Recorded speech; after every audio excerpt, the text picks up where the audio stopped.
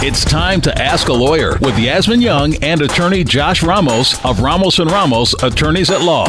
All right, attorney Josh Ramos is in, and we're going to go to the power line for our first question. Hello, who is this? Yes, this is Tremaine. Hey, Tremaine. So what's your question? Okay, my question is, if someone moved out of a house that they was living in, how long do you need to give them before you can change the lock? Okay, so you had, was it a tenant? Was it a family member? It was a tenant, family member.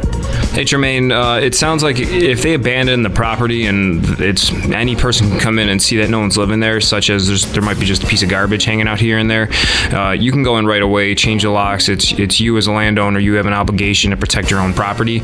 Otherwise, if there's still some stuff there and some person might come in and say, hey, I'm not really sure if they moved out or not, shoot them a text or an email or something, however you get a hold of them, saying, hey, did you move out? Just to confirm that they did, because again, your number one priority obviously is protecting your property, and you don't want the public to know it's open and available. So you want to do what you can, and so protect yourself. And if they abandon it, you have every right to go in there. Just take some pictures with your phone just to protect you and say, this is what the property looked like when I changed the locks. All right, and our next question is coming from WBLK.com, where you can submit your questions as well.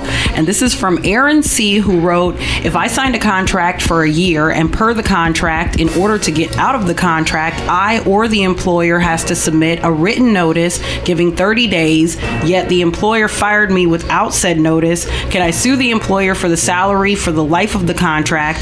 If so, how do I go about doing so?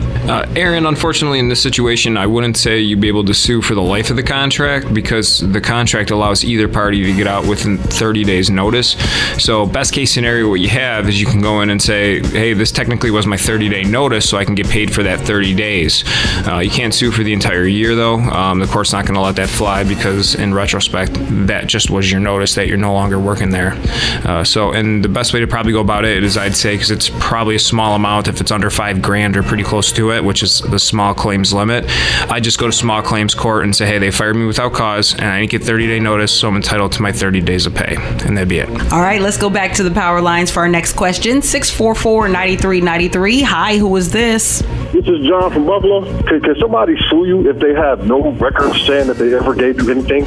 Hey, John, the civil system we have in New York State and pretty much most states is a he said, she said kind of battle.